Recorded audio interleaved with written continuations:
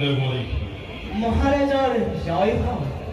কিন্তু অকস্মাতে আহি মোক কৃতাৰ্থিত কৰাৰ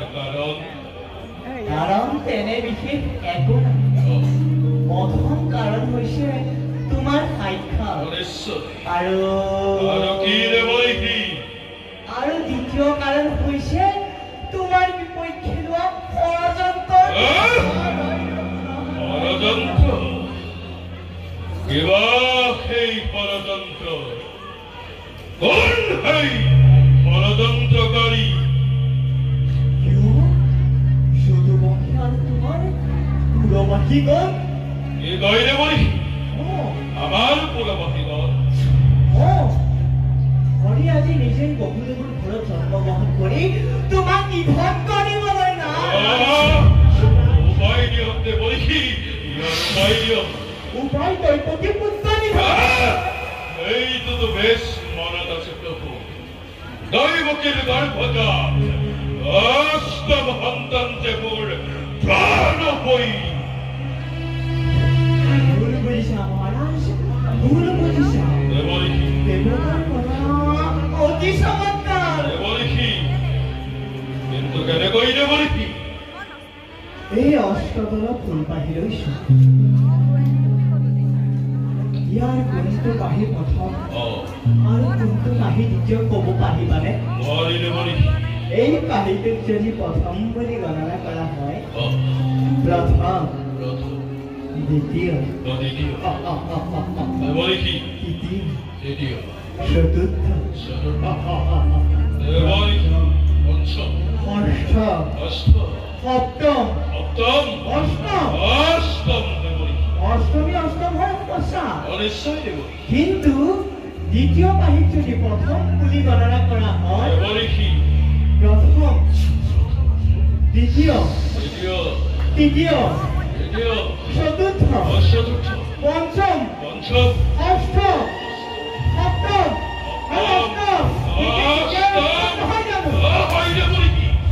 সেইদৰে তৃতীয় পাহিক যদি নাৰায়ণ নাৰায়ণ নাৰায়ণ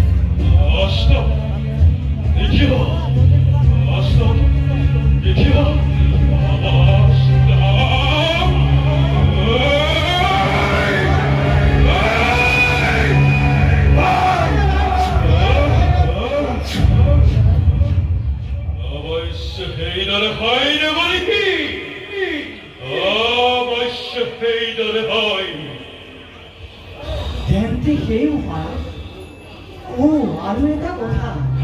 তোমাৰ পিতা উগ্ৰসেন আৰু সেই যদুবংশী গকুলৰ ভূপসকলে দেৱ অংশে জন্ম গ্ৰহণ কৰি তোমাক নিধন কৰিবলৈ ভূৰূপী পন্থী বুজিলো প্ৰভু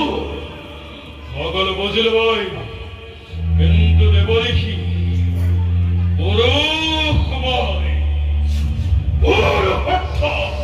কৰিবই লাগিব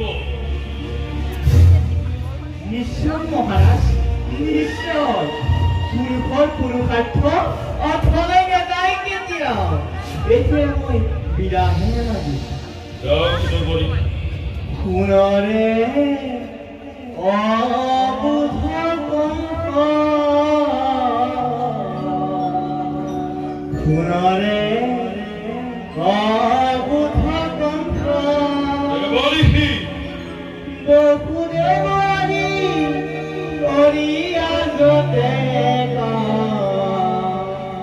হবেও তোমাৰ বৈৰী সোণৰে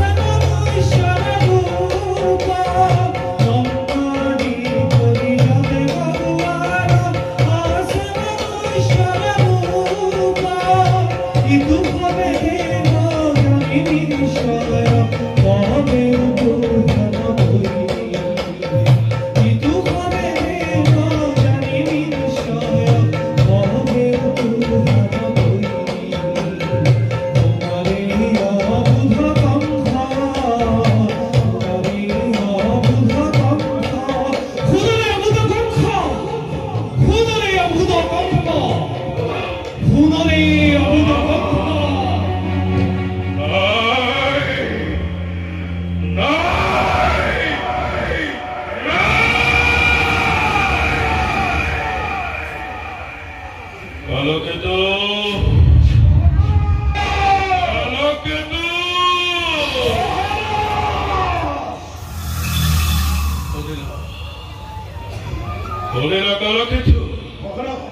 সেবাবারটা দিনে দেব দেখিয়ে দেবা ষড়যন্ত্র করে পুরুষ দলে তার অন্যখন বিহার হস্তি নকরিব দৈবকী তুরন্তে আমি বন্দি করি রাখা কারা করে আর পুরো কালকে মোর পিতা উগ্রফেন মোর পিতা উগ্রফেন তোমার রথার বিশদ বান্ধি সুসরাই আমি বন্দি করি রাখা কারা করে পারিবা এই